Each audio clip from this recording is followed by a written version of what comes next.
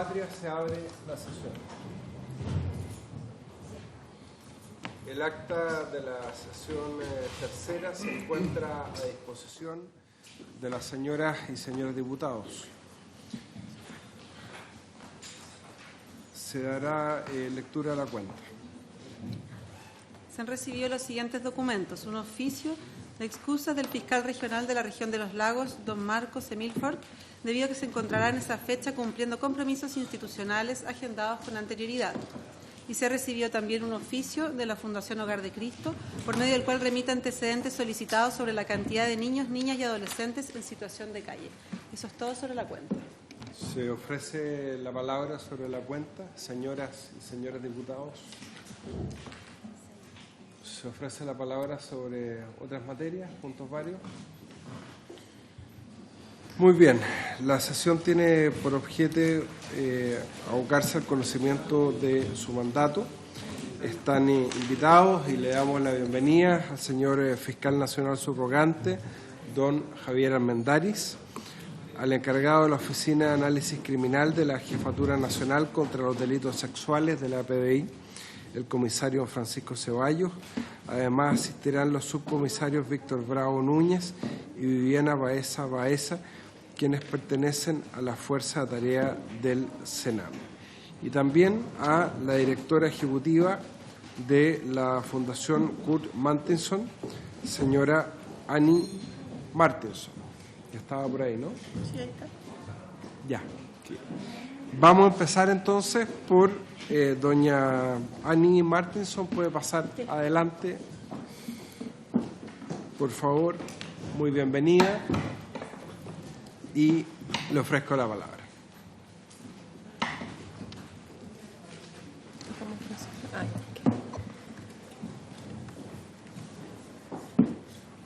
Buenos días. Ahí está. Bueno, a mí, gracias por la invitación. Yo vine ahora a hacer una presentación enfocada en lo que es qué leyes existen, al menos la ley que existe en México versus la ausencia en Chile, dado que también ha sido bastante criticado en que en Chile debiese existir una ley y algunos pueden pensar que no es necesario, ¿ya? Nosotros creemos firmemente, y yo creo firmemente, que sí necesitamos una regulación frente al tema de desapariciones. Es una presentación cortita, así que se los voy a mostrar. Ok. El índice va entre la Ley Internacional de México versus Chile y unas leves conclusiones.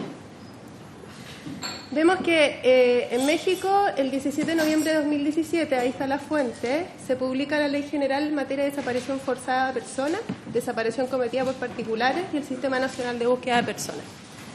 ¿En base a qué? Vamos a ver que en México hay más de 37.000 casos de desaparición forzada, sin contar desapariciones cometidas por particulares en los últimos 11 años, y en Chile hay más de 15.000 casos de desapariciones en general en los últimos 16 años. El objetivo de la Ley de México es coordinar a los distintos órdenes de gobierno, prevenir, investigar y sancionar y erradicar los delitos relacionados con la desaparición mediante la creación de la Comisión Nacional de Búsqueda, de comisiones locales y de un registro de personas desaparecidas y no localizadas. Y adicionalmente un Sistema Nacional de Búsqueda de Personas.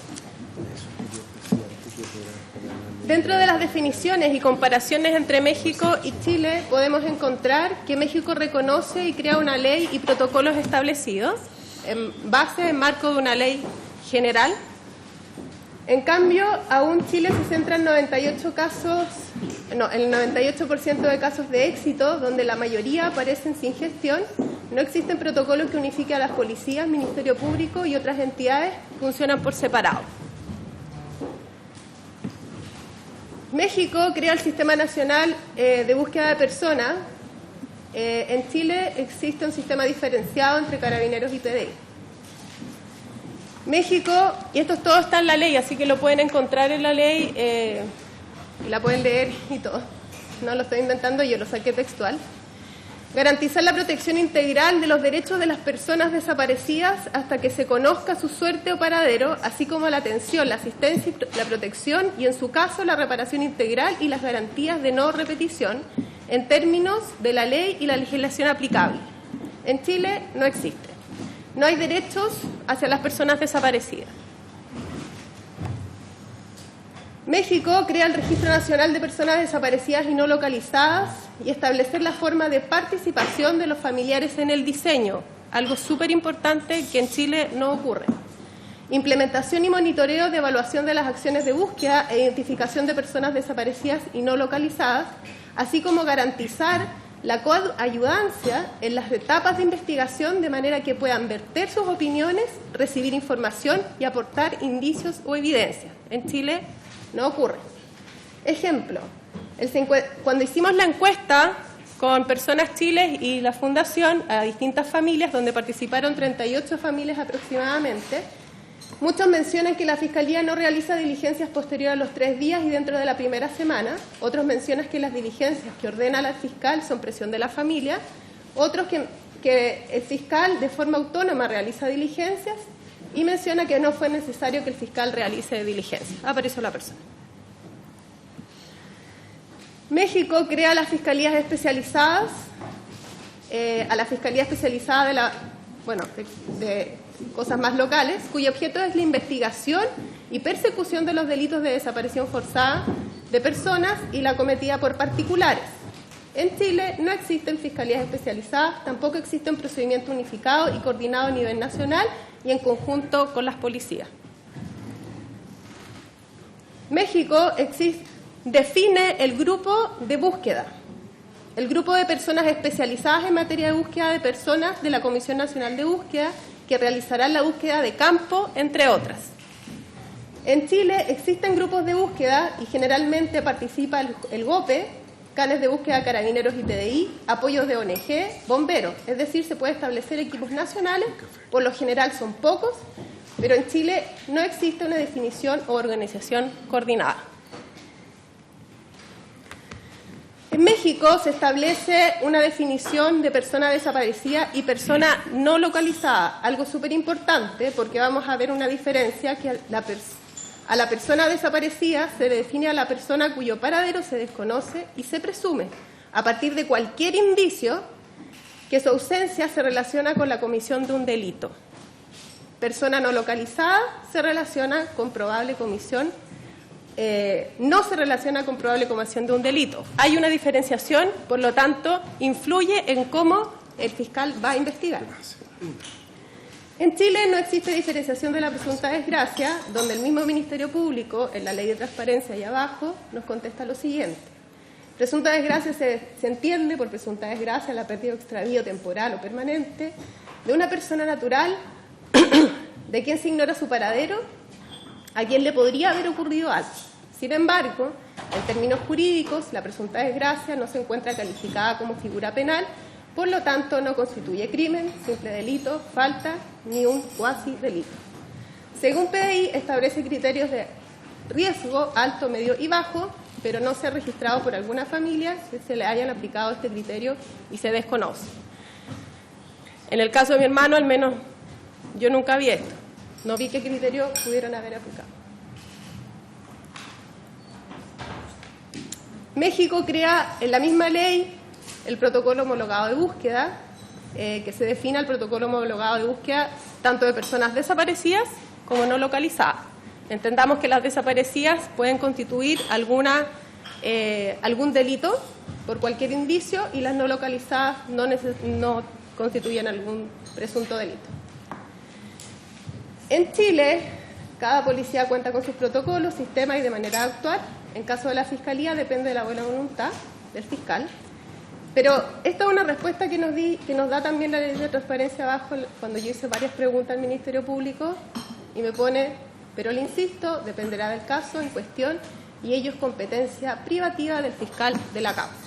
O sea, si el fiscal quiere buscar, busca. La orden la da el fiscal y lo vamos a ver cómo nos responde Carabineros de Chile respecto a esto. Protocolo homologado de investigación también lo crea México dice al protocolo homologado para la investigación de delitos en materias en esta ley. En cambio, en Chile no existe el procedimiento penal aplicable. Esto contesta el Ministerio Público. Todo esto son fuentes, no es información que yo haya sacado o yo inventé. Todo es ley de transparencia, ¿ya? El procedimiento penal aplicable para aclarar una presunta desgracia dependerá de la línea de investigación que esté siguiendo el fiscal y de los antecedentes de que éste disponga para dirigir la investigación. El fiscal puede utilizar todo el espectro de instrumentos investigativos para instruir órdenes de investigación a las policías, incautar pruebas, solicitar documentos, tomar declaraciones a testigos, etc. Es decir, depende de cada fiscal y su buena voluntad.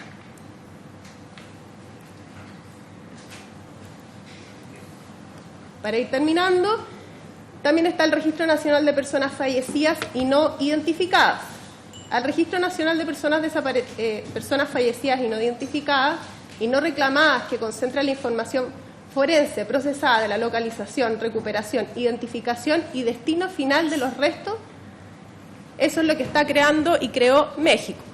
En Chile está la ley que crea el Sistema Nacional de Registro de ADN.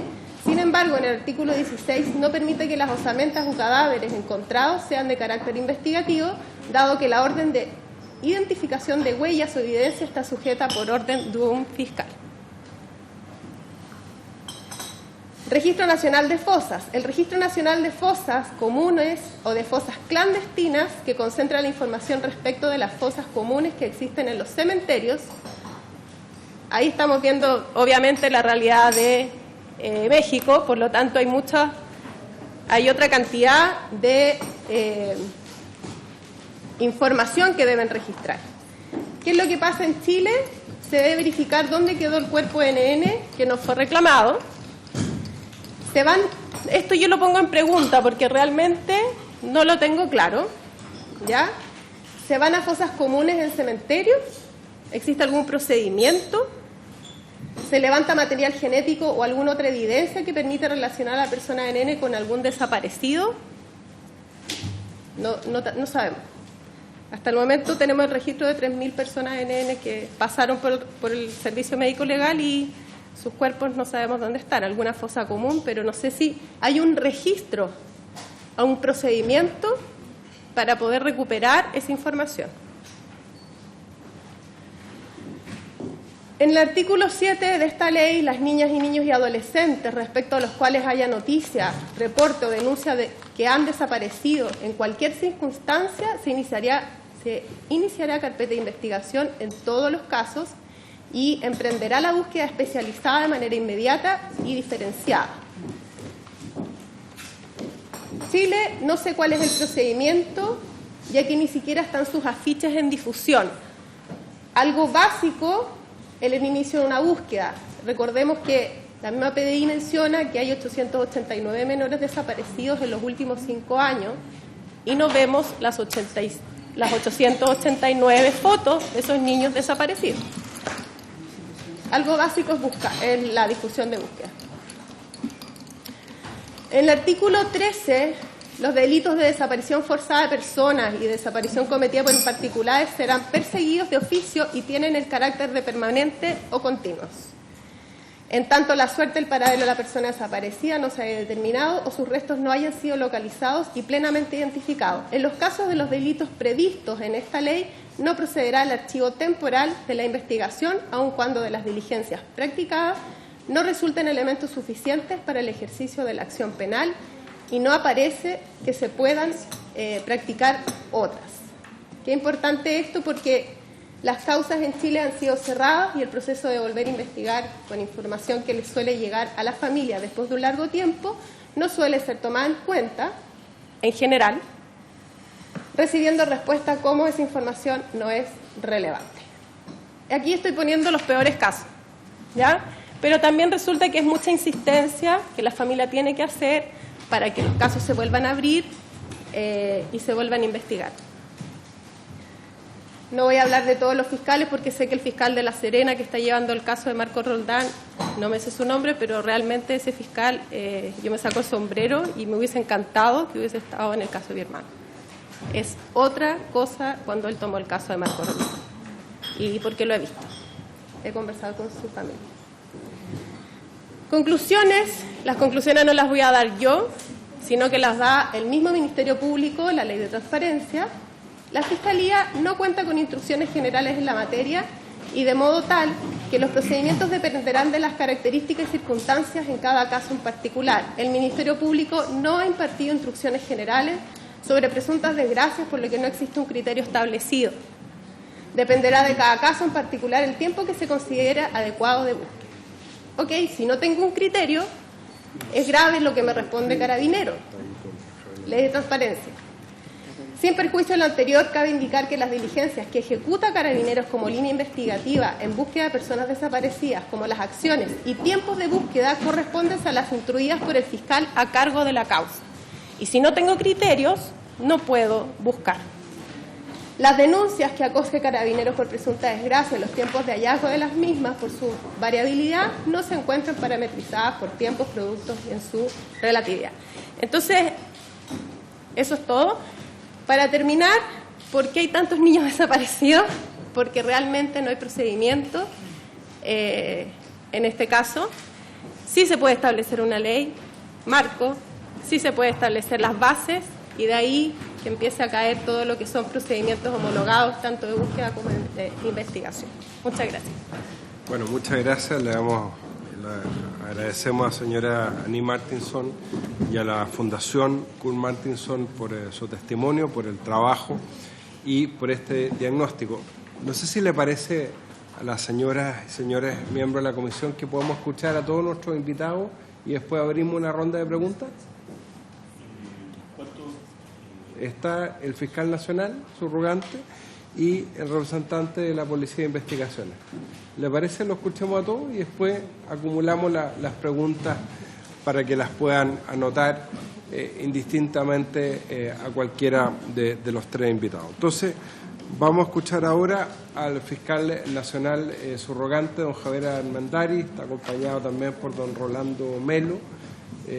Así que, bueno, le damos la palabra. Perdón. Diputado Castro. Gracias. No, simplemente tratar de un poco hilar esta conversación y esta discusión que se ha abierto en esta mesa, en el sentido que ojalá se pudieran referir también a los puntos que ha mencionado, en este caso, Annie en representación de la Fundación y en representación de la familia, respecto a la experiencia que han tenido y respecto a los comentarios que se han hecho y que están en su presentación, para que podamos como hilar en base también a un mismo argumento. Gracias. Muy bien, muchas gracias, diputado Paulo Cas. Ahora sí, tiene la palabra don Javier Armendari, fiscal nacional subrogante. Vamos a empezar saludando, dando los buenos días, dando las excusas del fiscal nacional titular, don Jorge Abbott, quien se encuentra fuera de la ciudad. Me ha encargado a mí comparecer en su nombre, en mi calidad de fiscal nacional subrogante. El tema de las presuntas desgracias es un tema amplio, contempla situaciones que sin duda escapan de la persecución criminal. Básicamente las personas que se pierden noticias de ellas, hay distintas definiciones de qué es lo que es una presunta desgracia, pero en definitiva todas confluyen en un tema común que por lo demás es muy simple de explicar. Se pierden las noticias de una persona y por supuesto no se sabe cuál es su paradero. Básicamente las personas, de la experiencia que tenemos nosotros, su ausencia obedece a tres grandes grupos de razones, si bien se pueden descomponer en muchas otras. Las personas desaparecen por accidentes, por enfermedades, eventos traumáticos de cualquier tipo, también por voluntad propia. Algunos incluyen el suicidio en esta, otros en la anterior, pero también es un aspecto a considerar. Y también desaparecen porque han sido víctimas de algún delito. Frecuentemente, y el peor de los casos, homicidios, secuestros, tratas, etc. La experiencia indica que abrumadoramente las personas pertenecen a la segunda categoría. Aproximadamente un 98-99% de los casos pertenecen a personas que desaparecen por su propia voluntad. y por lo demás regresan rápido y como se señaló en la presentación recién, lo cierto es que ni siquiera hace falta mayores gestiones al respecto. En lo que convoca a la comisión, aproximadamente tenemos unos 6.000 casos al año. Estamos hablando de desaparición de personas que tienen menos de 18 años. Sí, más o menos, las cifras las tengo, pero 6.700 ya. Si consideramos todas las personas que desaparecen, las cifras pueden ser 5 veces mayor, porque solamente en el número incluir los que son menores de 18 años. O sea, podemos tener unos 25.000, 30.000 casos al año, ¿ya?, de este tipo de situación. En la Fiscalía en general, estos casos ingresan como presuntas desgracias. Hemos detectado algunos casos que los ingresan como otros hechos, pero básicamente hay consenso en ingresarlos como presuntas desgracias y eso es un criterio establecido. La presunta desgracia, por supuesto, por sí mismo no constituye en principio delito alguno. Es simplemente una persona respecto a la cual no se tienen noticias. Pero, por supuesto, puede estar detrás de eso cualquiera de los 3 tipos, de los grandes tipos de eventos que hemos señalado, ¿no? Hay códigos de clasificación respecto de la presunta desgracia en general y de la presunta desgracia infantil en particular. ¿Qué significa esto? Así brevemente, porque debe ser conocido por lo demás, hay una nomenclatura de código que se le asigna año a año a cada delito, a cada grupo de delitos que tenga alguna importancia. Alguna importancia significa no un criterio de gravedad, sino que un criterio estadístico, sin gravedad. O sea, de aspectos de esa figura penal en particular, ¿hay o no hay denuncias o querellas? Si hay con una cierta relevancia, se crea una nomenclatura. Y esto tiene la ventaja que permite saber identificar las causas asignadas a esa figura en particular. Si es una figura poco utilizada, se va a otros delitos de la misma familia y hay códigos para eso. En el caso de la presunta desgracia existen códigos, como dije, a la presunta desgracia infantil y a la presunta desgracia en general, que entonces sería la de adultos. Por lo tanto, tenemos más o menos claro cuál es el número de delitos, el número de casos, no son delitos, que ingresan al sistema.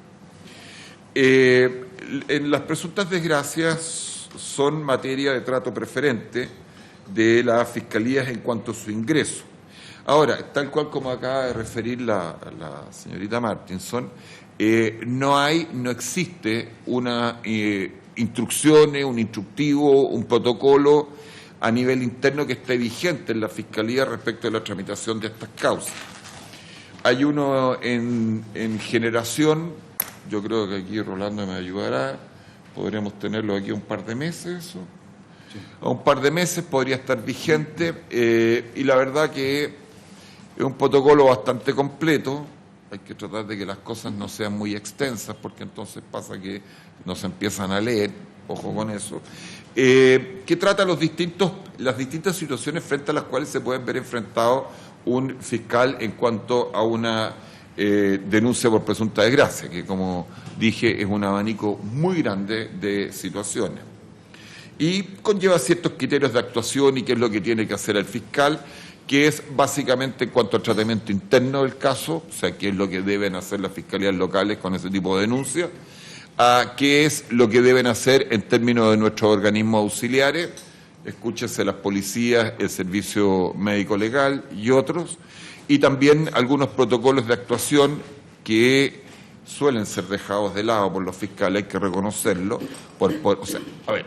algunos aspectos del tema que suelen ser dejados de lado, que es con respecto a la unidad de víctimas y testigos, ¿ya? ¿Para qué? Para que se acerquen a la familia y básicamente le den la misión de la URAVIT, que es dar protección, apoyo, orientación, en definitiva información respecto de lo que está pasando. Este protocolo queremos trabajarlo y consensuarlo con las policías, que son fundamentales para nosotros con respecto a qué es lo que van a hacer.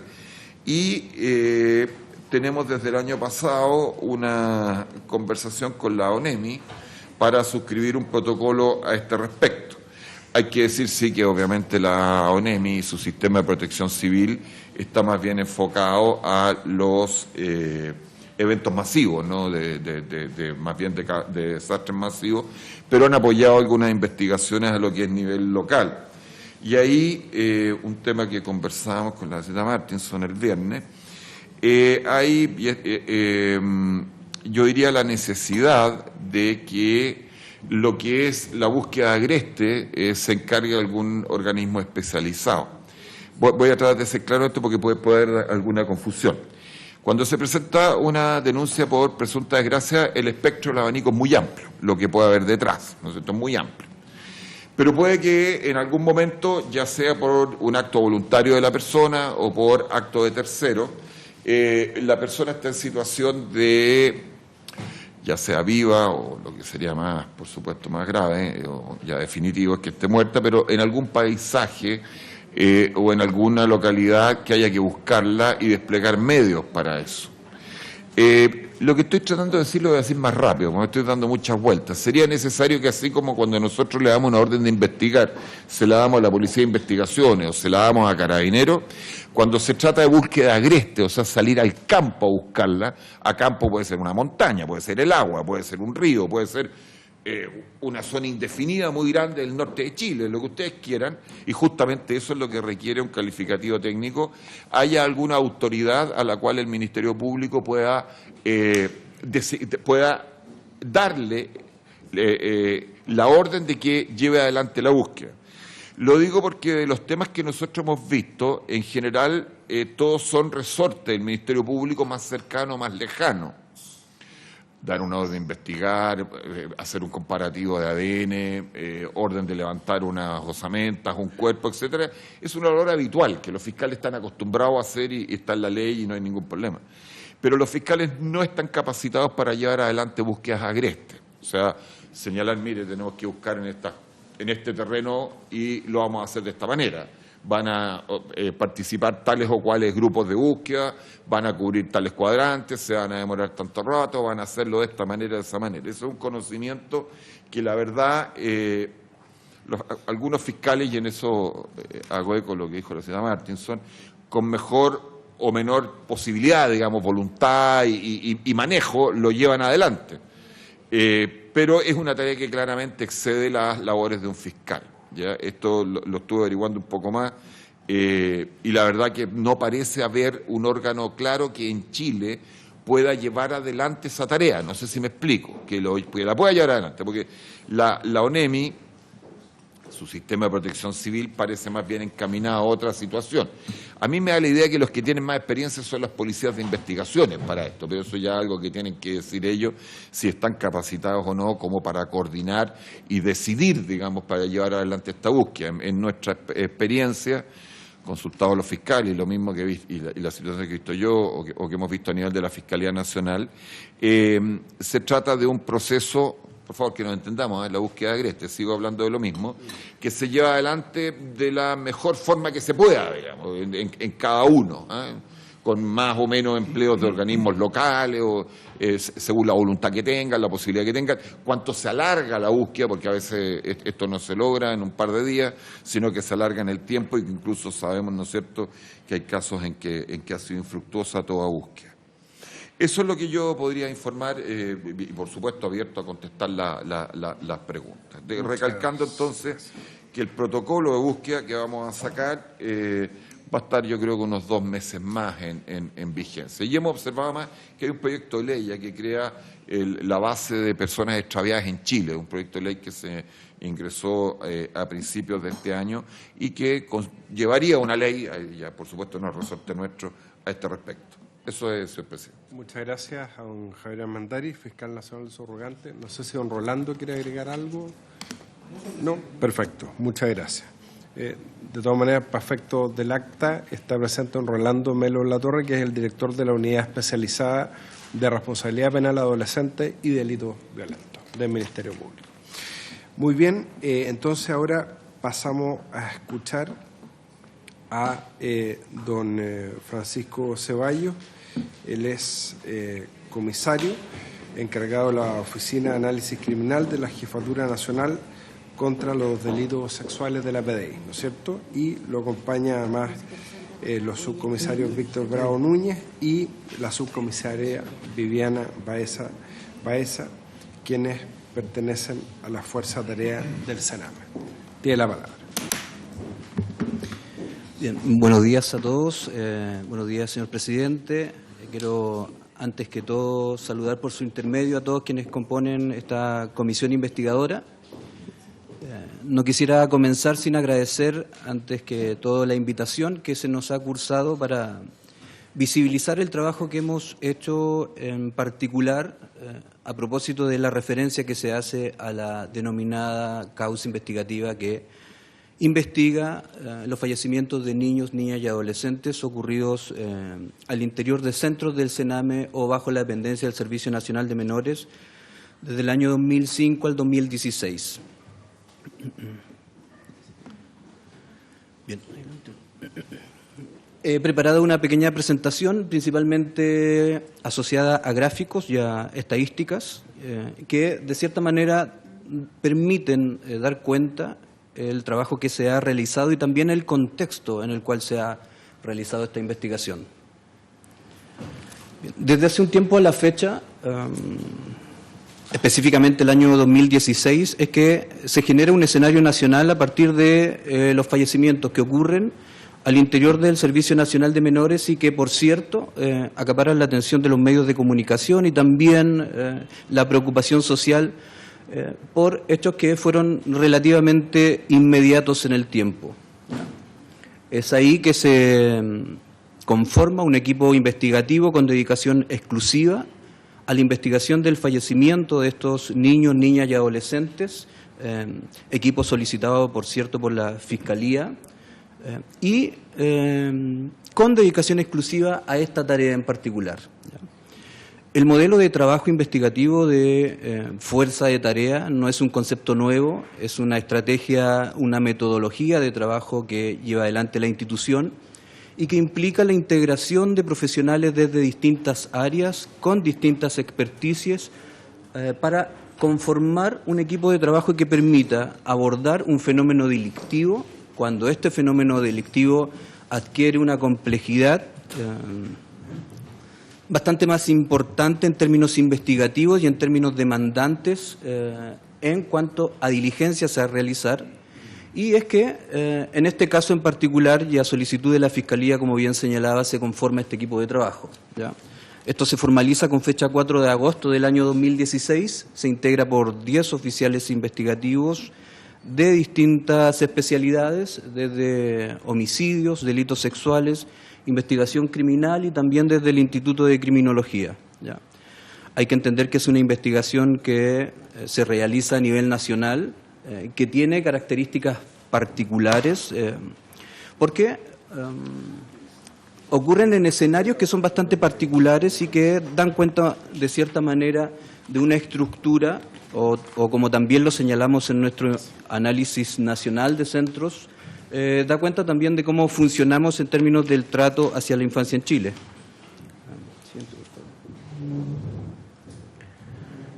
Entonces, lo que se propone en este primer informe nacional es concurrir a cada uno de los 241 centros que a finales del año 2017 se encontraban en funcionamiento y levantar la información pertinente que pudiese dar cuenta de aquellos elementos que veníamos ya recogiendo en cada uno de los 1.313 fallecimientos que se investigan dentro de esta causa. 878 de ellos corresponden a niños, niñas y adolescentes que fallecieron entre el año 2005 y el primer semestre del 2016. Y a partir de esas investigaciones, una a una, se fueron levantando elementos que podrían responder a un patrón de funcionamiento estructural. Es esa una de las motivaciones que nos lleva posteriormente, a fines del año 2017, a concurrir a cada uno de los centros, a cada una de las residencias con dependencia directa del CENAME y organismos colaboradores situados a lo largo de todo el país. Se levantaron resultados que fueron expuestos en un informe policial de 28 tomos. Siguiente. De ello se hace un extracto a solicitud también de la Fiscalía que permita transparentar la información obtenida, por cierto, también eliminar aquellos antecedentes que pudiesen ir en contra de alguna sensibilidad en términos de datos que pudiésemos afectar la investigación, y entonces lo que se hace es limpiar los antecedentes y trabajar de manera estadística y cruzar algunas variables que estaban siendo objeto de estudios. Dentro de esta investigación es que nos aparece, y es lo que se menciona en uno de los informes que origina la comisión investigadora, los resultados que nosotros pusimos en conocimiento de las autoridades que daban cuenta de abandonos o deserciones del sistema residencial. Lo primero que debemos señalar en esta situación es que se trata de un escenario altamente dinámico. ¿Ya? Esto significa que los abandonos que se registraron durante la concurrencia a cada uno de los centros tenían la fragilidad de ser datos que eran válidos y consistentes para ese día en que se levantaron, pero dada la movilidad de la población residencial, tienen la particularidad de ser bastante dinámicos, ¿ya? O sea, la cantidad que pudiésemos tener en un mes determinado de niños que están fuera del sistema, el mes siguiente podría ser totalmente distinta, ¿ya? Sin embargo, lo que levantamos en esta visita residencial que se hizo en 240 centros a lo largo del país, en esta primera tabla aparece diferenciada por modalidad residencial, ¿ya? Y tenemos un porcentaje estimativo de abandono residencial, esto es, cuáles de las residencias han registrado niños, niñas o adolescentes que han abandonado el sistema residencial, y el porcentaje es bastante alto, es de un 63.3% de residencias que durante el último periodo han registrado población con abandono residencial, ¿ya? Como bien señalaba el fiscal Armendari, esto genera también, por supuesto, una denuncia, genera un proceso investigativo y también genera la respectiva orden de búsqueda y ubicación. Abandono por voluntad propia, no por orden judicial, ¿no?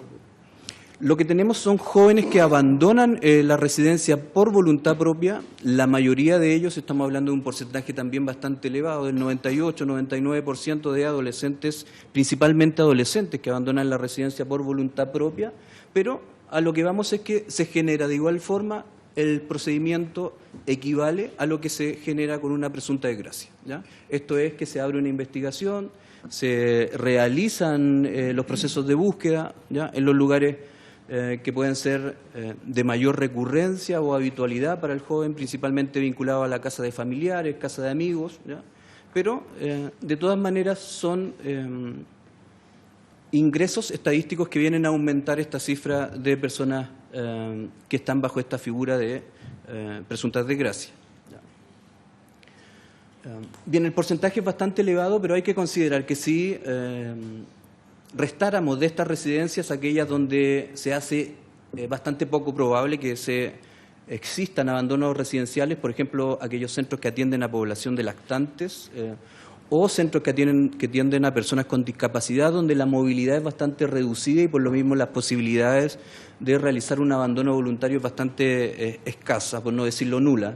Ahí los porcentajes hay que señalarlos que aumentan en torno a los 14 puntos, ¿ya? O sea, estaríamos hablando de que un 79% de los centros registran o han registrado en algún momento eventos asociados a abandonos o fugas de residencias, ¿ya?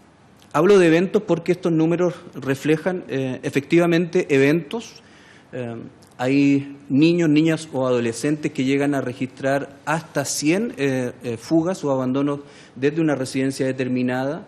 Entonces, no se trata de números que estén asociados necesariamente y exclusivamente a personas, sino que principalmente a eventos.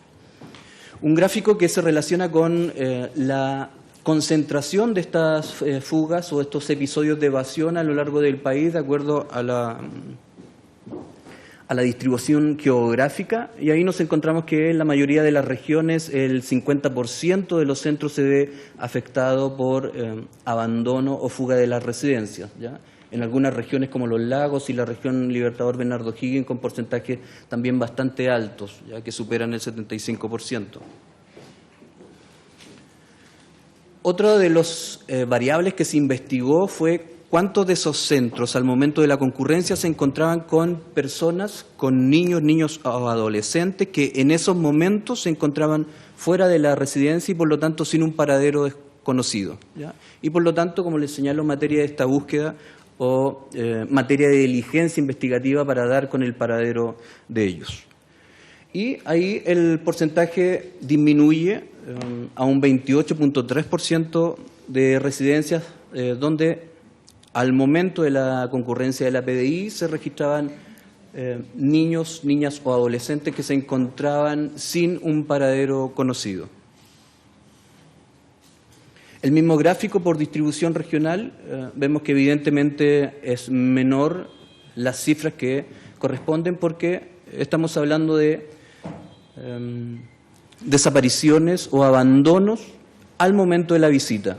En términos concretos, se levantaron 250 eventos de esa naturaleza, 127 corresponden a centros administrados por el Estado, esto es CIP y CREAT, y 123 de ellos a organismos colaboradores.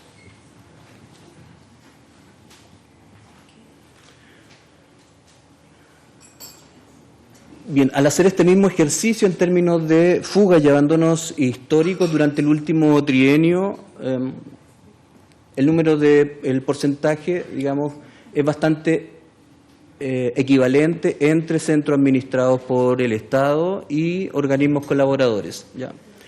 Hay un NN estimado de 1.822 eventos asociados a fugas, abandonos del sistema. Como les digo, se trata de eventos no necesariamente vinculados con un niña o adolescente en particular, sino que se trata de incidentes o eventos registrados durante ese periodo. También es importante señalar que se habla de N estimado por cuanto no hay un registro explícito, no hay un registro concreto en las residencias y en un número importante de ellas lo que se hacía era estimar este número de fugas y abandonos de la residencia. Siguiente, por favor.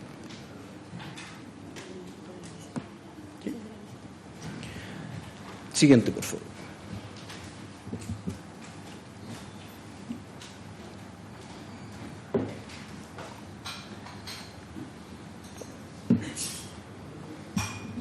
Bien, cuando cruzamos las variables entre las motivaciones o factores que podrían estar asociados a estas situaciones, principalmente en estas residencias visitadas, lo que nos encontramos es que pareciera que la infraestructura y las condiciones residenciales en las cuales habitan los niños, niñas o adolescentes pudiesen explicar de determinada manera estas determinaciones a registrar fugas o abandonos de las residencias. Y ahí nos encontramos que aquellas residencias que sí mantienen una infraestructura mínima adecuada para funcionamiento, registraban un porcentaje del 60% donde no se han registrado fugas o abandonos durante el último tiempo. En contraste con aquellas residencias donde la infraestructura es insuficiente o se detectaron irregularidades en términos de infraestructuras, los abandonos del sistema residencial se registró en un 64.9% de las residencias que presentaban esta irregularidad estructural.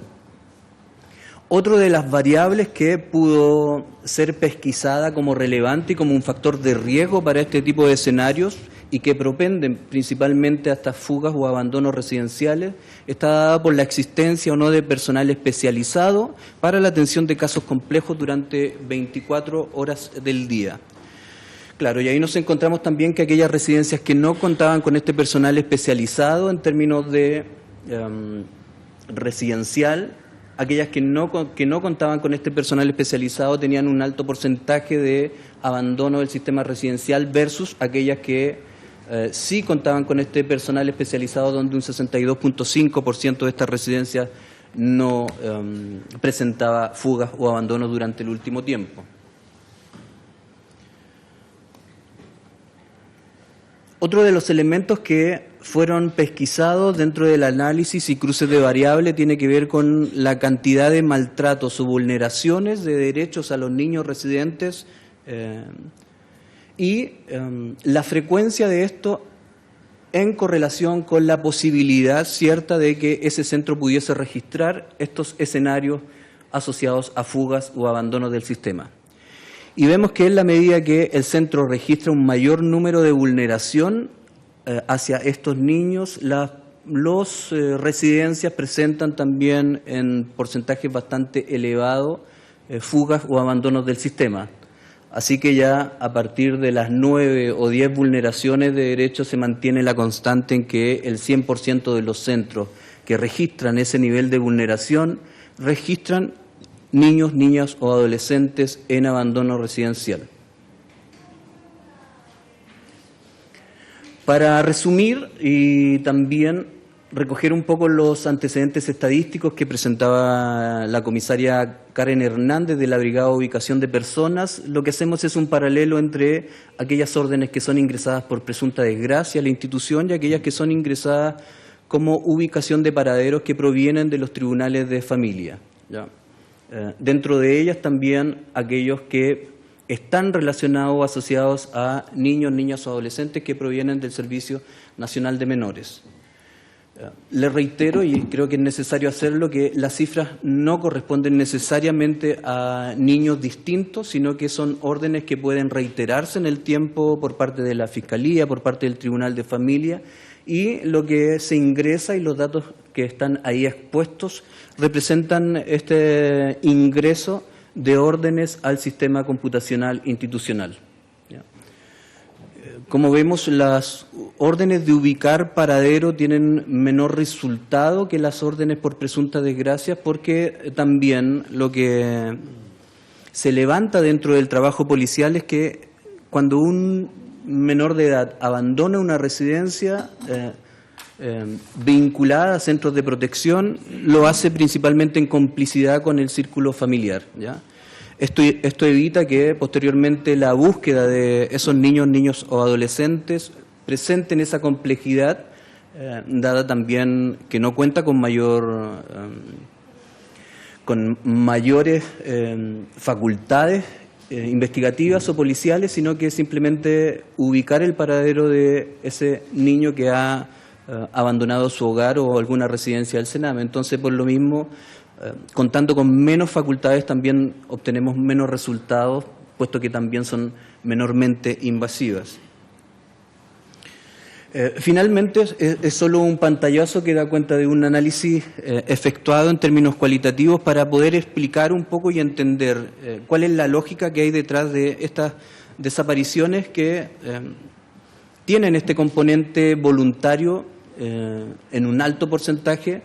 Y lo que aparece al analizar al conformar este corpus lingüístico, en este caso con más de 10.000 palabras contenidas en informes policiales y en denuncias, da cuenta de que principalmente los abandonos y fugas de residencia están vinculadas principalmente a relaciones interpersonales con su entorno próximo o con condiciones estructurales de habitabilidad que llevan a los jóvenes y niños a hacer abandono del lugar el cual habitan en busca de contextos donde encuentren mejores condiciones de habitabilidad, ¿ya?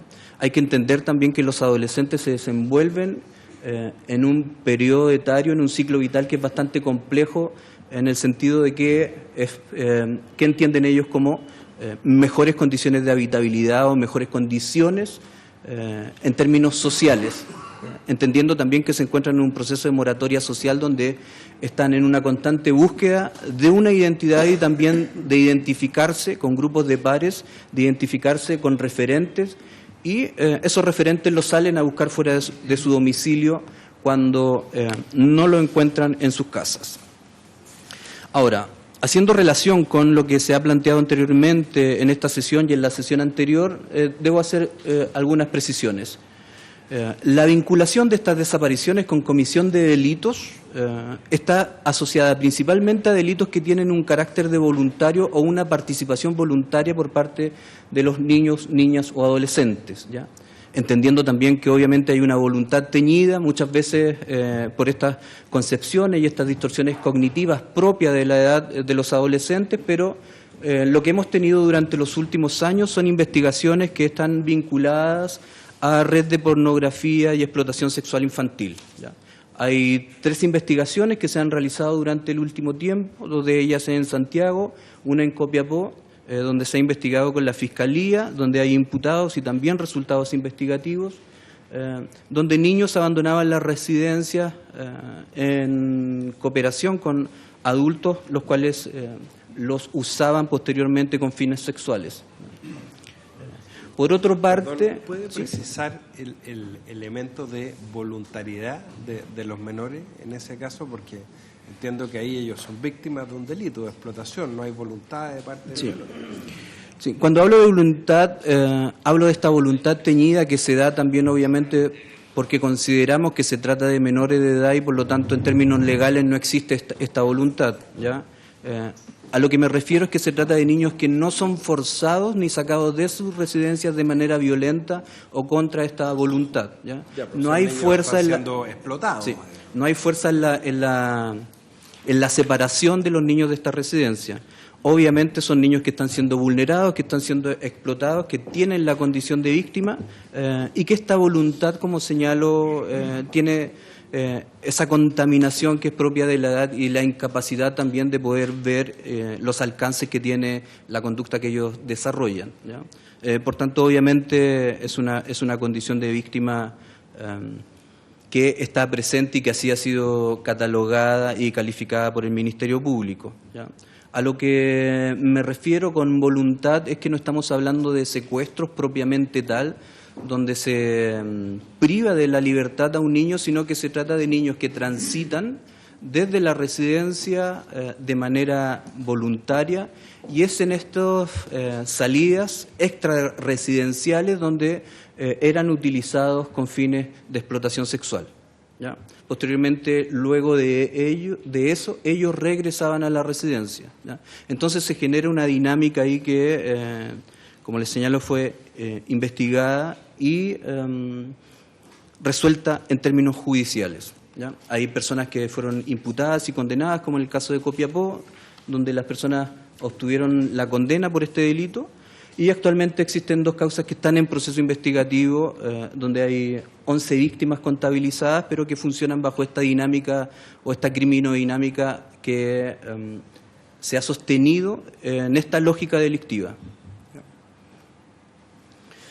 Existe otra figura donde los menores de edad participan también en actos delictivos que tiene que ver con adolescentes que aún encontrándose en las residencias por medidas de protección, tienen un compromiso delictivo importante, incurren en conductas delictivas y es precisamente esta dinámica que se mantiene en el tiempo y que no es posible modificar con el proceso de intervención psicosocial que se genera en los programas del Sename, es que se mantiene en el tiempo y también tiene ese componente de voluntariedad en el sentido de que se trata de jóvenes que no son secuestrados de las residencias, sino que bajo esta voluntad cometen delitos principalmente asociados a grupos de pares.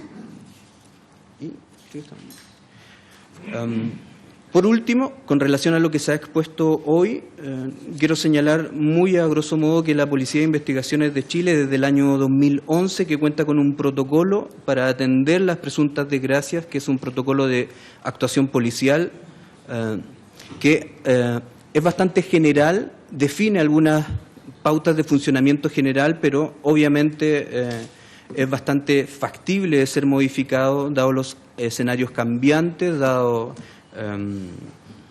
la movilidad también de los escenarios actuales, el uso de la tecnología y también cómo se mueven hoy en día las personas y las plataformas virtuales también con respecto a procesos como los que estamos viendo acá en esta comisión.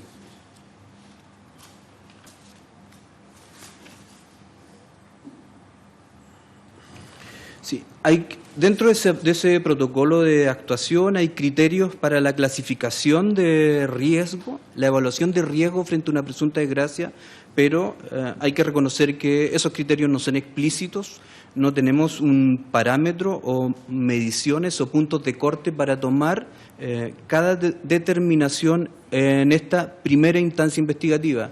hay que entender que no siempre con la denuncia recogemos o nos es factible analizar la totalidad de los antecedentes, por lo tanto esa evaluación de riesgo es una evaluación primaria que perfectamente puede modificarse en la medida que se obtengan mayores antecedentes. Eso es todo cuanto puedo dar cuenta, señor presidente, y quedo también a la espera de las consultas o dudas que puedan surgir. Muchas gracias al comisario Francisco Ceballos. Entonces, ofrecemos la palabra a los diputados que quieran intervenir. Diputado Pablo Cast, en primer lugar. Gracias, presidente. Quiero partir en el mismo orden de las presentaciones, agradeciendo primero a Ani por su trabajo, sobre todo porque ha tenido una larga trayectoria y un desarrollo muy riguroso respecto al diagnóstico de la situación que existe en Chile y ha sido parte de la sociedad civil, de las agrupaciones, que nos han permitido, primero, visibilizar este problema, ponerlo como una prioridad nacional y, segundo, ver qué podemos hacer. No solo quedarnos en la crítica, en el diagnóstico, sino que ver, haciendo un análisis riguroso de lo que pasa afuera, cómo se enfrentan estos problemas en otros países, hemos podido llegar, yo creo, por lo menos a tener una idea general de qué es lo que estamos haciendo mal y cómo mejorar en algunos aspectos. Yo quiero partir, después agradeciendo también a los funcionarios que han llegado de la Fiscalía, al fiscal y de la PDI. Quiero un poco, si nos podemos concentrar, hacer un análisis y responder respecto a qué es lo que se hace en otras partes, qué es lo que se hace en otros países. Hemos visto acá una exposición respecto a, por lo menos, lo que se hace en México, en algunas de las variables que consideran estos procesos, pero si ustedes como instituciones, tanto Fiscalía como PDI, han tenido alguna capacitación en el extranjero, han visto cómo se enfrentan allá estos protocolos, y no solo desde el punto de vista de cómo ustedes lo están desarrollando, sino que cómo se está generando esta visión integral institucional de cómo enfrentar el fenómeno, no solo como isla, digamos, cada uno en el ámbito que le corresponde, sino que como país, como Estado, coordinado en la interacción que hay entre la Fiscalía y la Policía. ¿Qué es lo que ustedes creen que habría que hacer para poder mejorar nuestra capacidad nuestro éxito en las búsquedas de estas personas? Yo entiendo que en países como España, por ejemplo, existe un protocolo muy estandarizado y que no deja expuesto a la solución de cada uno de estos casos a la voluntad o a la capacidad técnica del fiscal, porque en este caso tú, Ani, exponías que te parecía una muy buena noticia de que en Coquimbo existiera este fiscal capaz, con voluntad, con ganas de hacer su pega. A mí me parece una muy mala noticia para Chile que tengamos que depender justamente de la voluntad de un fiscal. Entonces, creo que lo que tenemos que hacer es justamente avanzar en algo donde, aunque no tengamos la certeza de que va a tener un mayor éxito esa búsqueda, sí tengamos la certeza de que todo lo que había que hacer para poder tener claridad, lo hagamos bien. Y eso es un poco lo que yo creo que hemos quedado leve. Ustedes todos han mencionado, mira, estamos mejorando, estamos preparando esto, estamos desarrollando un protocolo, pero yo veo que los parámetros que estamos conversando y discutiendo para que eso realmente se convierta en una herramienta, estamos muy lejos de eso. Entonces, son como dos preguntas en una. Primero, ver si es que internacionalmente ustedes saben de alguna experiencia en donde estos protocolos se estandaricen absolutamente. Y segundo, ¿qué parámetros tienen que tener esos protocolos para que realmente tengamos una mejor capacidad de búsqueda? Muchas gracias, presidente. Al diputado Pablo Cas, y le ofrezco la palabra a la diputada Carolina Marzal. Muchas gracias, presidente. Saludar a los parlamentarios y a los invitados. Y bueno, de más está decir que es sobrecogedora seguir escuchando, a pesar de que hemos escuchado tantas historias, yo creo, de personas de distintas edades desaparecidas en nuestro país. Bueno, y el dolor, y también siempre escuchar que, desgraciadamente, la pobreza es un factor que juega en contra en estos casos. La pobreza, la ruralidad, la homosexualidad, el lesbianismo, etcétera, y con menores de edad, creo que resulta además mucho más sobrecogedor. Tengo dudas, y el diputado Pablo Cast yo de hecho tenía subrayado acá y tiene relación con lo que usted planteó por su intermedio, presidente, que también me cuesta entender eso de que, y textual lo anoté acá, según la voluntad que se tenga. Yo creo que cuando se está trabajando, la voluntad no existe. Hay un dicho que dice, cuando termina la motivación, comienza el método. Entonces yo creo que tenemos la costumbre en Chile de siempre destacar las buenas acciones o cuando alguien profesionalmente se desempeña de manera óptima. Y eso siempre me da vuelta y me hace sentir que es porque no se está operando de manera óptima en general. Cuando se habla, es muy buen padre, o sea, tiene que ser buen padre, buena madre, lo que pasa es que hay tanta debilidad y se persiguen tantos temas de pensiones alimenticias, etcétera, etcétera, etcétera. Entonces, siempre vamos estandarizando, es buen trabajador, porque llega a la hora, porque se sabe los textos, porque... No, entonces es porque hay una deficiencia muy patética en ese aspecto. Entonces, dejar estos temas a la voluntad me parece que es muy complejo, es muy lamentable y es desolador. Eso, entonces, un poco complementar lo que decía el diputado. La otra pregunta que tengo, o duda, o sea, me gustaría un poco que me aclararan ese tema de la voluntariedad o la motivación, no sé. Lo otro es que me quedó dando vuelta lo que decía el señor Ceballos con respecto a los adolescentes, que muchos se abandonan en busca de su identidad, en busca de otros horizontes. Yo creo que la realidad es muy distinta. Yo creo que no es búsqueda de identidad. O sea, hay un drama que tiene que ver con abusos, con falta de protección, con vulneración de sus derechos de manera también muy dramática, y eso es conocidísimo. Entonces siento que hablar como de búsqueda de identidad, de edad compleja, es restarle el peso y es restarle la gravedad que esto reviste. Un menor tiene, o sea, cuando un menor se va de un espacio, sea el hogar familiar, sea Sename o donde esté, es porque hay causas que son muy profundas, más allá de una búsqueda. No es con la búsqueda de identidad, no tiene que ver con eso.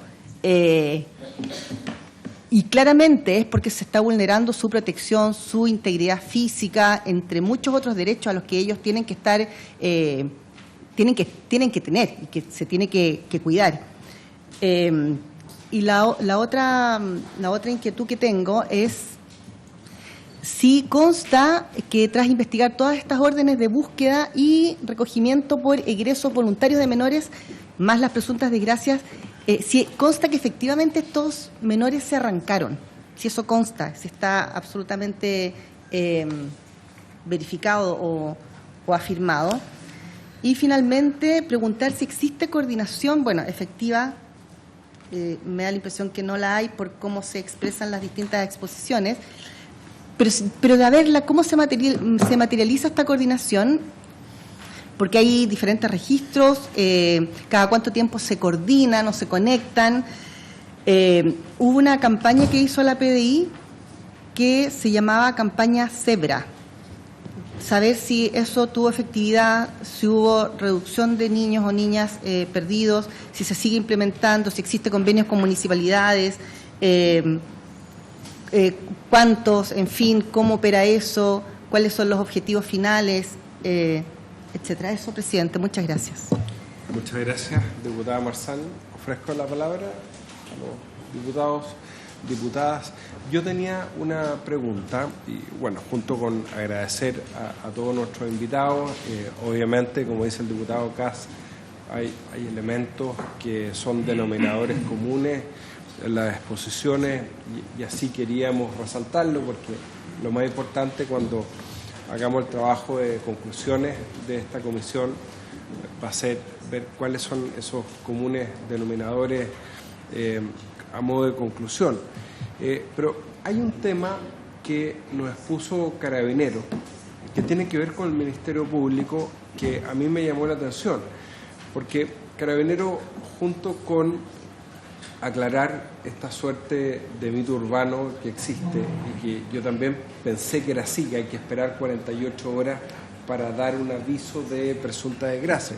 Carabineros nos dice que no es así, que no hay ninguna norma que establezca un periodo mínimo. O sea, basta que una persona no cumpla con la habitualidad de su labor diaria para permitir, de acuerdo a los protocolos, al menos verbales, de que se pueda dar aviso a la policía. Pero lo que nos decía Carabineros, y también la PDI, es que ellos siempre tienen que esperar la orden de investigar del fiscal, y que eso a veces demoraba las diligencias. Pero todos nuestros invitados coinciden que del número de presuntas desgracias o desapariciones, el porcentaje de hechos constitutivos de delitos probablemente tal es muy bajo. Entonces, la pregunta que a uno le cabe de cajón es por qué, si en la inmensa mayoría de los casos estamos en presencia de hechos que no son constitutivos de delito, tiene que esperarse la orden del fiscal.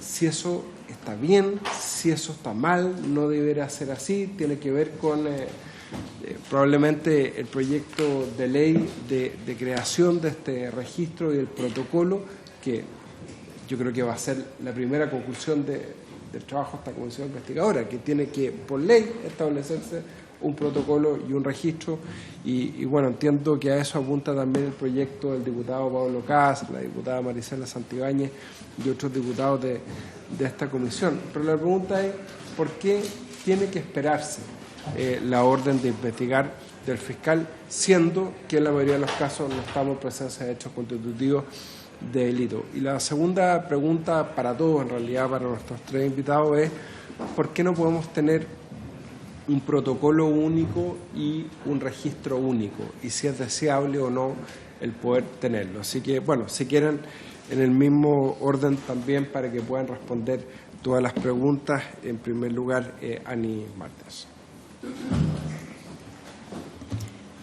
Bueno, en cuanto a la pregunta de por qué no actúan y esperan que dé la orden el fiscal, yo creo porque ya el 98%, que la mayoría son evasiones, suele nublar lo que es el 2% que podrían ser personas que ya no aparecen o que podrían haber sido víctimas de algún delito. Y frente a eso, es como decía la diputada, se empieza a normalizar esta situación, por lo tanto se suele esperar las policías y no actuar dentro de las 48 horas o dentro de el tiempo que ellos pueden hacer para poder gestionar esto, sino que se genera el efecto embudo de que la Fiscalía es totalmente responsable de eso. Yo creo que ese es un problema. Ahora, no voy a hablar de la sección de encargo de personas ni de la BRIUC, porque yo sé que ellos hacen sus procedimientos, pero no están en todo Chile y el personal es muy poco. Entonces, lamentablemente, una denuncia llega a otra institución o a Carabineros de otra región y no va a actuar de la misma forma frente a una desaparición en ese sentido. Entonces, ¿qué va a hacer? Va a esperar y se va a derivar al fiscal. También existe el problema de que una persona desaparezca un día viernes o fin de semana. La orden no llega a la Fiscalía inmediatamente. Entonces, ahí donde también quedan estas irregularidades y frente a eso puede ser que algunas policías descansen frente al fenómeno de decir, ¿sabes qué? Es 98% de evasión. No generalmente, de repente algunas pueden ser Alzheimer o accidentes en montaña y efectivamente aparece y se registra y se cambia el número de registro en ese sentido. Pero ya si el 2% son 15.000 personas es porque algo está pasando frente al fenómeno de las desapariciones, y frente a ese fenómeno la señal que se puede estar dando es que es fácil cometer un delito porque no te van a investigar. Eso es mi conclusión. Perfecto, muchas gracias. Don Javier. Señor Presidente, hay ¿Se puede prender el micrófono? Sí, claro. Gracias. Hay varias cuestiones que se han planteado. El diputado Pablo Cas pregunta, ¿no?, ¿qué es lo que se hace en otras partes? La verdad que ya escuchamos una la presentación con respecto a qué es lo que pasa en México. Nosotros hemos visto, por lo menos en el estudio de este protocolo, que hay diversos instrumentos en esto y siempre uno queda la duda de qué tanto se cumple, porque nuestros países son buenos para hacer protocolos y uno pregunta, bueno, qué tanto efectivamente se pueden cumplir. ¿Cómo coordinar? Es un aspecto que también planteó el diputado Cercas. ¿Cómo coordinar? Yo creo que sería útil, lo que creemos que sería útil, que haya un banco de datos a nivel nacional, ¿no? Eso sería bueno, unificando a las policías y también obligando que se incluya lo que son hallazgos de restos o de osamentas, digamos, no solo cuando la persona desaparece, sino que también lo que pueda aparecer o sin. Eso nos parece útil. No sé qué tanto ayudaría a la búsqueda de una persona en particular. Eso es otro tema, digamos. De lo que plantea la señora Carolina, yo no tengo antecedentes, digamos, cuántos menores se han arrancado, es un tema muy específico, muy concreto, no le podría aportar en eso. De lo que plantea el señor presidente, dos temas ahí, protocolo único y registro único. El registro ya lo hemos dicho, parece útil, ¿no? Que todos tengamos acceso a un sistema en que lo alimentemos, digamos, con los datos mínimos con respecto a la desaparición y al encuentro de la persona y quizás alguna información que sirva para fines estadísticos al respecto. Ahora, los protocolos únicos, empezamos por lo planteado. ¿Qué es lo que pasa con dar una orden de investigar o la circunstancia que esté dentro de las facultades autónomas de la policía? Todos sabemos, ¿no es cierto?, que dentro de lo que son las facultades de las policías, ellos tienen ciertas facultades que incluso no tienen que ver directamente con un delito, como el control de identidad preventivo, ¿no es cierto?, que después hay un control de identidad ya investigativo que está dentro del código. Y también ellos tienen facultades autónomas ya frente a un delito, ¿no? Y luego ya la policía actúa bajo órdenes del fiscal según de lo que se trate. ¿Qué es lo que pasa con las presuntas desgracias, señor presidente? Como la presunta desgracia tiene que ver con un concepto de alguien que no sabemos dónde está, se ignoran su paradero y no tenemos últimas noticias de él, la circunstancia que puede haber detrás es extremadamente casuística, o sea, extremadamente amplia. Sabemos, ya se ha dicho varias veces, que la inmensa mayoría de las personas no corresponde a delito alguno y aparecen, ¿no? Ya sea por búsqueda de los familiares, aparecen por sí mismas o con algún esfuerzo de alguna autoridad. Carabineros presentó cómo aparecen las personas, digamos, ya había ahí un catálogo. Algo del 0,2% de estas personas están fallecidas. Ese es el universo que podrían ser de delitos directamente contra la vida, digamos, de la estadística que se maneja, no es más allá de eso. Pero ¿qué es lo que pasa? Que si en las instrucciones se trata de buscar un óptimo, a ver si me logro explicar en lo que quiere decir, lo que quiero decir. Cuando nosotros dejamos actuar a las policías, eso evidentemente que está contemplado en la ley y es necesario, y está señalado. Pero hay que tener presente que nosotros tenemos un país bastante largo en extensión y que varía muchísimo las posibilidades de respuesta que tienen no solamente las policías, sino que los distintos organismos a lo largo de toda nuestra latitud. ¿Y por qué digo esto? Porque puede parecer una buena idea dar un margen de actuación para las policías frente a este tipo de circunstancias. Pero sin embargo, yo creo que nuestros colaboradores permanentes, que son las policías, yo creo que tiene que haber que lo antes posible se avise el fiscal. Porque nosotros podemos tener a cargo de estas primeras diligencias personal muy especializado, que es lo que podría pasar en Santiago, pero podríamos tener personal que no tiene especialización, como lo podría pasar en provincia. Y podríamos estar frente a un homicidio calificado, podríamos estar frente a un tipo de secuestro u otro delito.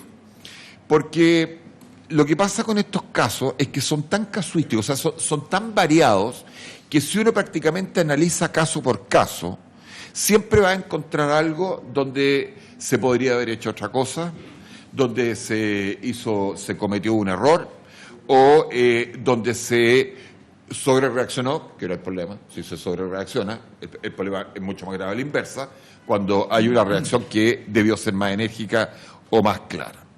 Estoy tratando de decir lo siguiente. Supongamos que, para que se entienda, desaparece una menor. Las mujeres suelen ser actas presuntas de desgracia femenina. En general los delitos siempre afectan más a los hombres, pero acá tenemos que tiene que ver también con contextos de BIF, digamos, hay todo un tema ahí. Pero imaginemos lo siguiente, va a ser concreto. Tenemos una presunta desgracia femenina, una menor de 15 años desapareció y se le da a la policía por ley actuar en diligencia autónoma. Y se piensa que la menor desapareció por su voluntad. Se entra a su casa y se registra su bolso, su ropa, su computador, a ver si dijo dónde tenía que ir. Y posteriormente nos enteramos de que en realidad estamos en presencia de un homicidio calificado que ocurrió en el hogar. Y la primera policía que entró al lugar no es policía especializada, sino que eran patrulleros buscando, ¿no es cierto?, antecedentes mínimos y dentro de su buena voluntad, digamos, dentro de tratar de cumplir con la norma. Entonces, lo que estoy tratando de decir para que se entienda y para ser concreto y preciso, es que en nuestro punto de vista, más allá de lo que ya dije sobre búsqueda específica en zonas agrestes, que es un tema que escapa al Ministerio Público, un tema bastante técnico que tiene que estar en manos de personas que conozcan ese aspecto específico de buscar personas, no puede dejarse de lado el avisarle al Ministerio Público lo antes posible de una presunta desgracia. Y en mi concepto o en mi experiencia, darle las facultades autónomas a la policía de actuar en este sentido sin avisar al Ministerio Público, yo creo que es una norma que nos terminaríamos arrepintiendo. Eso es.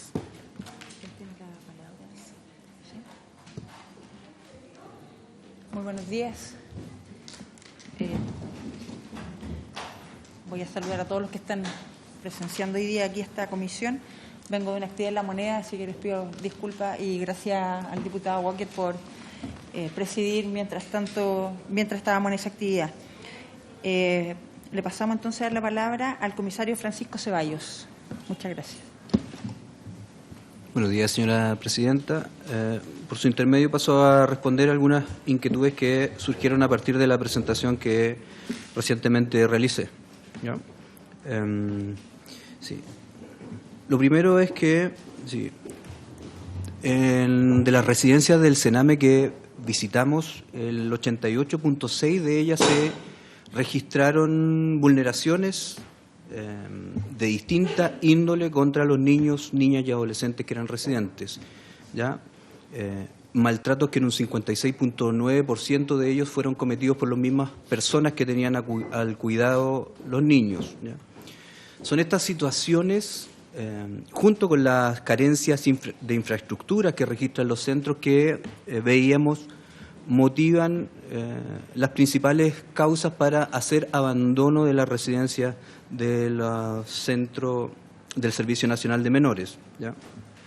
Cuando hablaba de la identidad de los adolescentes y de la construcción identitaria de estos, ¿cierto?, hago referencia a aquellas desapariciones o aquellos abandonos de residencia que están vinculados con delitos. Veíamos cómo era el caso de la explotación sexual infantil, como en algunos casos, en 3 investigaciones que hemos llevado recientemente, estas tenían relación derechamente con niños, niñas y adolescentes que están siendo utilizadas por adultos con fines de explotación sexual. Por otro lado, también tenemos parte de estos adolescentes que abandonan o se fugan de sus residencias para la comisión de delitos con sus pares, y es ahí donde juega un rol importante la trayectoria delictiva que ha desarrollado cada adolescente. ¿Ya? Claro, porque tenemos adolescentes que se hacen parte, que finalmente terminan siendo parte de esta contaminación criminógena, que incluso adquieren en algunas residencias. Tenemos que recordar que hasta hace poco Sename mantenía infractores de ley con niños que estaban ahí por protección y vulneración de derechos, pero que convivían en estos espacios en común, y teníamos una verdadera contaminación criminógena ahí que tenía efectos bastante nocivos. ¿Ya? pero hay que diferenciar un poco esas motivaciones que son relativas a poblaciones diferentes, ¿ya?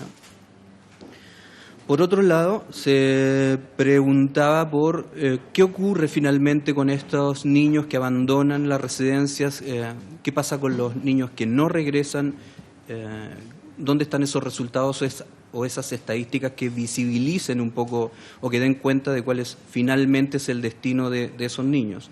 Y la verdad es que no hay un registro de ello, ¿ya?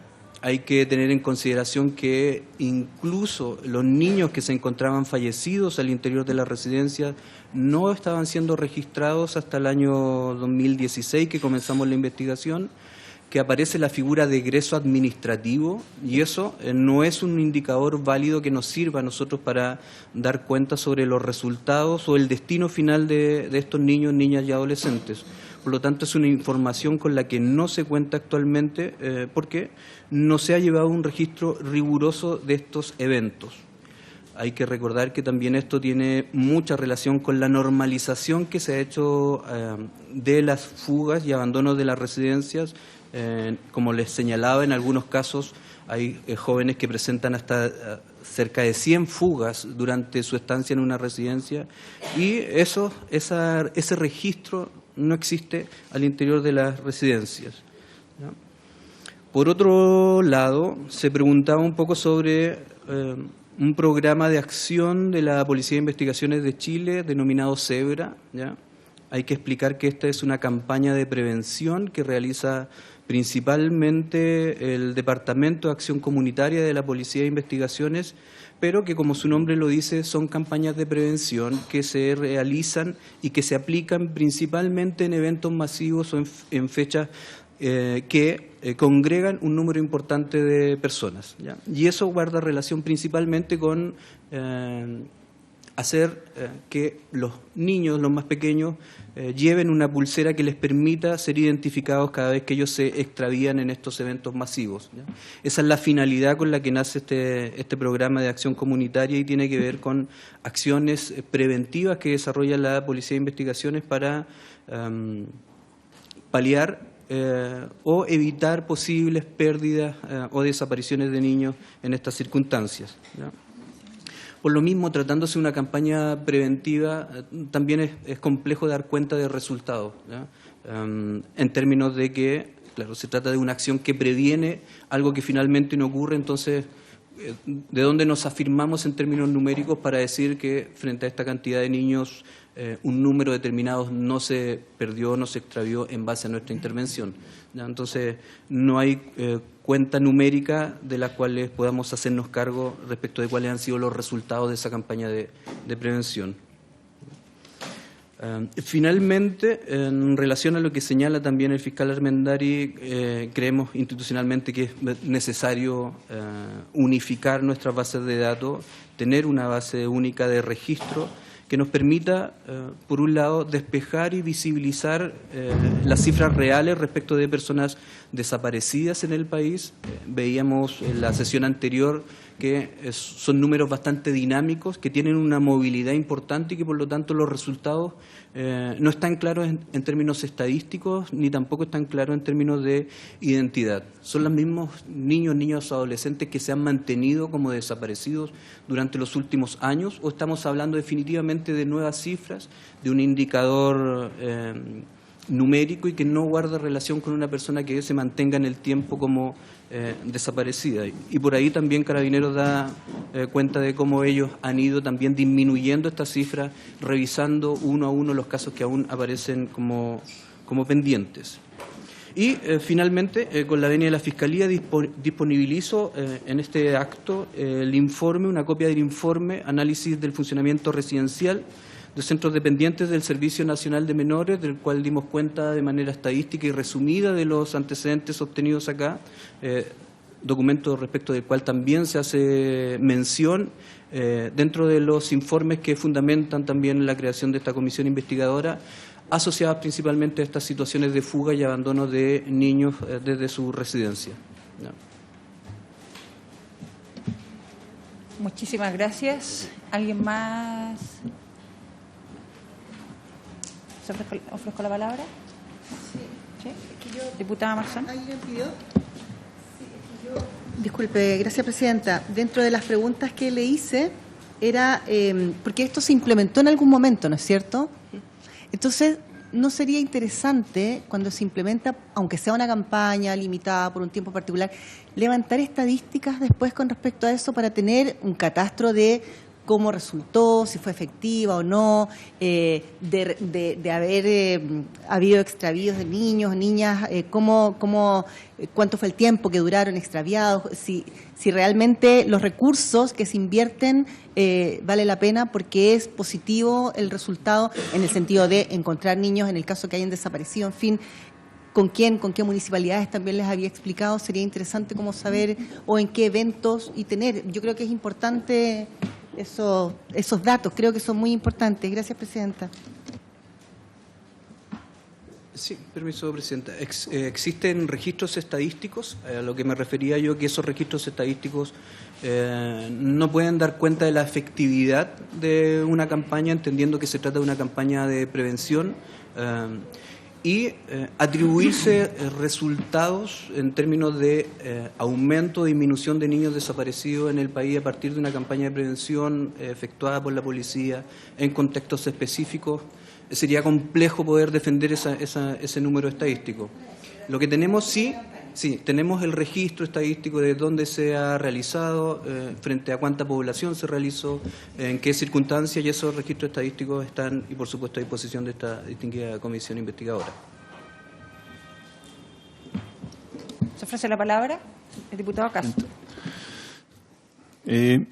Gracias, presidenta.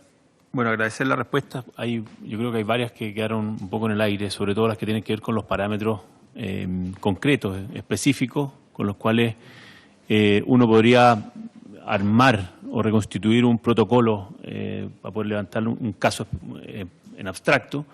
No sé si quizás usted nos puede incorporar algo al respecto. Y después quiero ir un paso más allá, en el sentido de quizás, no sé si es posible o si es viable hacerlo, pero ¿existe la posibilidad de cómo reconstituir casos específicos en cuanto a la cronología, cómo se ha desarrollado, por ejemplo, un caso exitoso como el que menciona, o una gestión bien hecha como la del fiscal, por ejemplo, en Coquimbo, versus el caso, por ejemplo, de Fernanda Maciel, donde todos vimos el fracaso del sistema, y ver, quizás nosotros como parlamentarios y en esta comisión, hacernos realmente una idea de qué es lo que opera. O sea, va desde que va la persona a una comisaría a hacer una denuncia, qué es lo que sucede, qué es lo que recopila la persona que recoge eso, cómo se activa, o sea, hacer esa reconstitución para poder imaginarnos, porque yo creo que hablamos mucho respecto a lo abstracto, respecto a los protocolos, respecto a los parámetros, pero no realmente respecto a un caso específico donde esto podamos visibilizar dónde está la desconexión o dónde se corta la fluidez de una búsqueda como las que hemos visto. No sé si es posible realizar eso y quién sería la persona más indicada para hacerlo. ¿Sería la Fiscalía, sería la Policía de Investigaciones o sería Carabineros, digamos? Visibilizar completamente el proceso hasta que llega a manos de un juez o hasta que se encuentre la persona. Yo creo que es clave cuando se toma la denuncia y hacer el análisis o clasificación de la presunta desgracia. Nosotros hemos desarrollado también un sistema de cómo operar en base a la Fundación en clasificar. Las presuntas desgracias van a ser siempre 5. Evasión, causa natural, accidente, participación de tercero o presunto suicidio. Son las 5 modalidades, 4 modalidades de posibles muertes en ese sentido, que no significa que todas las presuntas desgracias van a haber un fallecido en ese sentido. Pero ahí cabe en la toma de la declaración, en cómo evalúa la presunta desgracia. Lo mismo cuando se mencionaba que la PDI tiene un criterio alto, riesgo, medio y bajo, pero eso no se hace en la práctica, ¿me entiendes? Entonces, por eso no quiero hablar ni de la BRIUM ni de la SEP, porque yo sé que son muy localizados los que realmente están funcionando y como todos funcionan con aciertos y errores, pero a nivel nacional la mayoría son errores. Entonces, ¿por qué? Porque no hay una buena parametrización en cómo voy a tomar la declaración. Incluso hay declaraciones que son de 3 o 4 líneas, que preguntan ¿y qué es lo que hice? O sea, ¿qué hizo la persona? No sé, se fue y listo, y ya. Entonces no se vuelve a evaluar o a iterar respecto a qué es lo que pasó con esta persona, ya sobre todo cuando transcurre mucho más tiempo. Un ejemplo concreto del caso de mi hermano. Nadie le dijo al jefe del Hotel Alto Atacama que pusiera la denuncia, sino que mi mamá, cuando ya detectó que mi hermano ya no estaba, le dijo a una amiga de él en Calama. Ella fue a poner la denuncia y dijo que la denuncia ya estaba.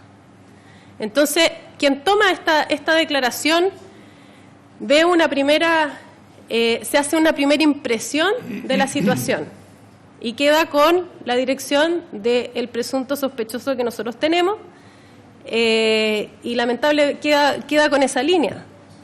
¿Me entiendes? Entonces, yo creo que la toma de declaración primaria al poner la denuncia tiene que ser evaluada, tiene que ser un poco más extensa en ese sentido, porque es ahí quienes las policías derivan esta información hacia la Fiscalía.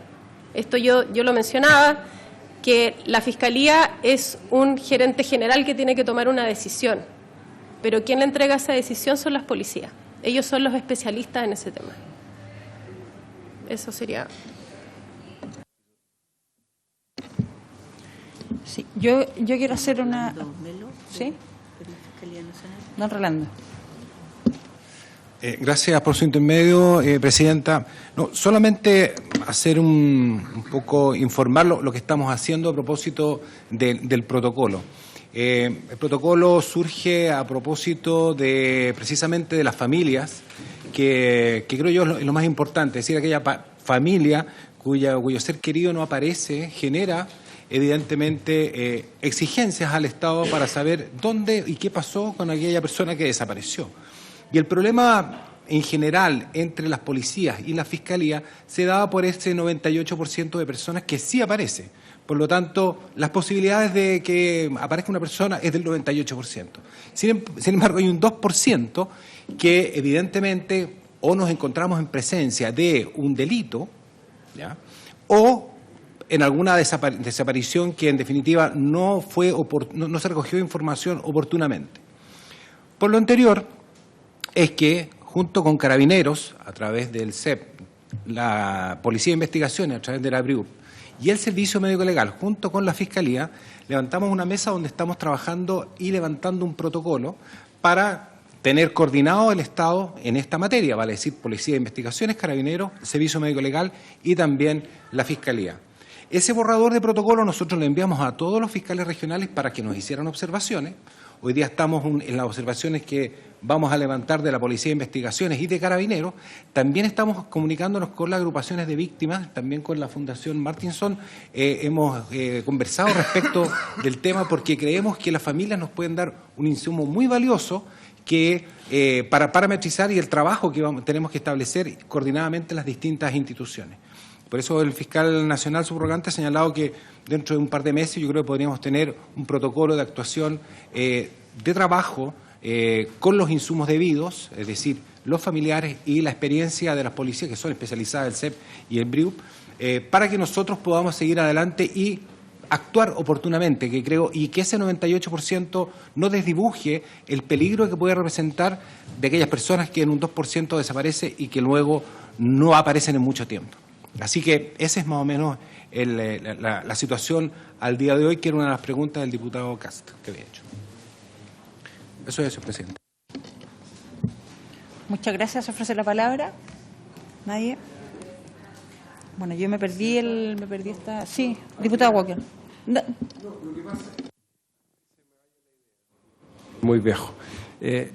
Presidenta, yo creo que sería importante, no sé si le parece, para la próxima sesión poder invitar al ministro de Justicia, porque estábamos acá conversando con la diputada Natalia Castillo, que en el tema del registro, yo sé que hay un proyecto de ley, pero yo creo que indefectiblemente vamos a tener que requerir el patrocinio del Ejecutivo para el tema del registro, sobre todo lo que dice relación con competencia del registro civil, porque tiene que ver también con gasto fiscal. Entonces, yo le sugiero de ya que podamos invitar a la próxima sesión al ministro de Justicia o al subsecretario a quien él designe, y también sería importante escuchar a la subsecretaria de la Niñez y a la defensora de la niñez, porque yo creo que es importante que desde el gobierno y desde la Defensoría de la Niñez también, que es un ente autónomo, puedan tener una opinión al respecto. Eso no.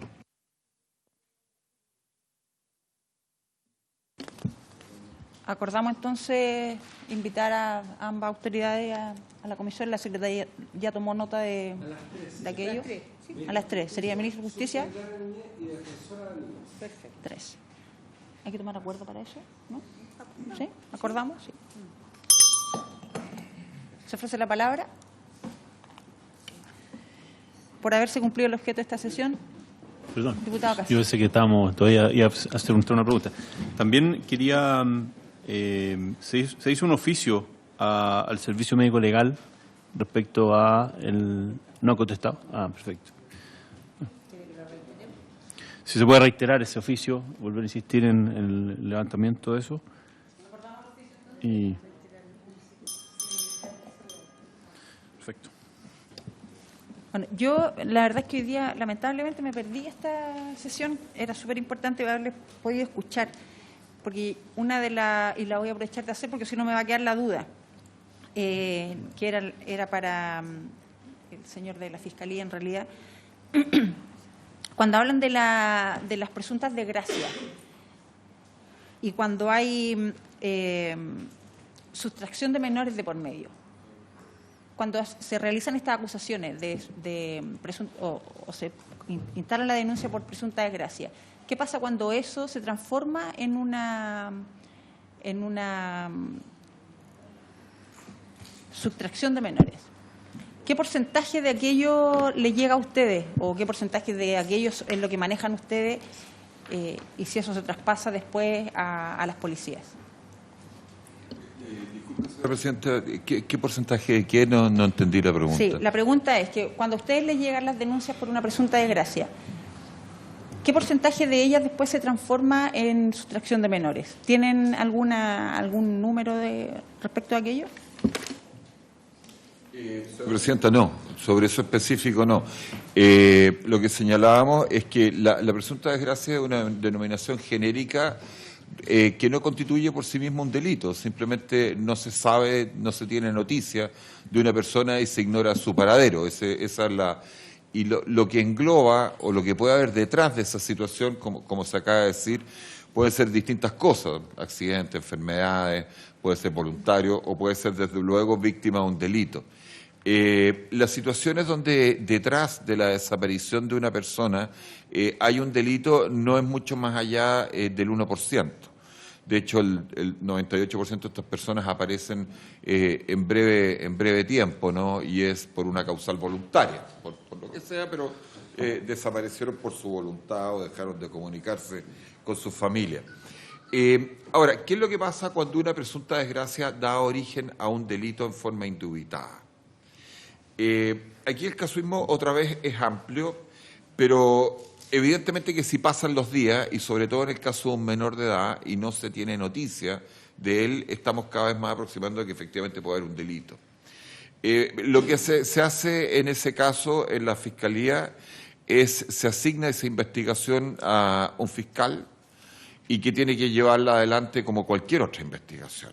A veces recibimos de las policías partes de adición, que se llaman, que dicen, por ejemplo, que la persona fue hallada sin vida y por lo tanto hay que hacer un hallazgo, o una muerte o hallazgo de cadáver, o que quien lo encontró le encuentra huellas de una agresión y por lo tanto tenemos una causa por homicidio. A veces hemos tenido secuestros, que afortunadamente en Chile muy rara vez hemos tenido una persona retenida más allá de 48 horas. Son raros, ¿ya? Y 4 o 5 días es más raro todavía, o sea, pero hay que hacer entonces la investigación correspondiente. Y lo mismo por una sustracción de menores. La verdad es que la gran mayoría de presuntas desgracias infantil derivadas de que adultos dispusieron del menor son casos de padres o guardadores que no se han puesto de acuerdo respecto de la tenencia del menor. Y a veces lo que tenemos son algún tipo de desacato al juzgado de familia que dice que le corresponde al padre tal y no cual, y resulta que le tocó cuidado directo y regular, antes visitas, ¿Y qué es lo que pasa? Que no las devuelven. Entonces, la mayoría de las sustracciones de menores resultan en realidad ser problemas de familia mal resueltos o que no están siendo llevados a cabo como corresponde. La cantidad de menores que desaparecen en términos de explotación sexual o explotación laboral o de otra naturaleza, no tengo la cifra, pero no me cabe la menor duda que es muy baja. No estoy diciendo que no sea grave, estamos hablando de cifras, ¿ya? Sin duda que es baja. Pero no hay un número claro. No, pero podríamos tenerlo, digamos, no es complicado porque los menores víctimas de sustracción son pocos y simplemente habría que cruzarlos si anteriormente tienen una denuncia por presunta desgracia. Pero no dispongo, señora Presidenta, de la cifra en este momento. Entonces vamos a oficiar al Ministerio Público para tener esa cifra exacta. ¿Acordamos? Si quiere, señora Presidenta, perdón, nos llevamos el encargo de inmediato y lo hacemos llegar. Estamos buenísimo acá, sería, digamos, sí. que nos den un Buenísimo oficio. sería. Para Muchas precisar, gracias. lo que usted desea saber es, en concreto, cuántos menores de edad víctimas de sustracción han sido antecedidas a esa sustracción por una denuncia por presunta desgracia. Así es. Muchas gracias. Sí, claro. ¿Se ofrece la palabra? Por haberse cumplido el objeto de esta sesión, esta se levanta.